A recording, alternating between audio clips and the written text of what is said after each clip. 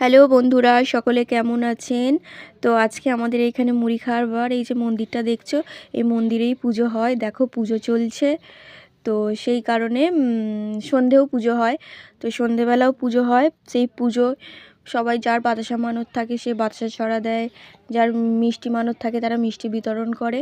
তো আগে ফল প্রসাদ দেয়, ফল প্রসাদ খেয়ে চরণামৃত খেয়ে তারপরে আমরা সবাই মুড়ি খাই। তো দেখো একে একে সবাই আসছে, এসে ভিড় করছে। তো ভালোই মজা করি, সবাই মিলেই খুব ভালোই দিনটা কাটে। তো মুড়ি খাওয়ার পর্ব যেহেতু মুড়ি খাওয়ার পরে একটা মন্ত্র আছে, তো বলতে হয় ঘরে কেন আলো, শাশুড়ি গেছে বনভোজনে আমরা আছি ভালো, এই মন্ত্রটা আছে। তো দেখো মুড়ি খাওয়া চলছে। মুড়ি খাওয়া হয়ে গেলে এই যে ঠাকুরের সামনে পৈটেটা ধুয়ে দিতে হয়, ধুয়ে প্রণাম করে নিতে হয়। প্রণাম হয়ে গেলে তারপরে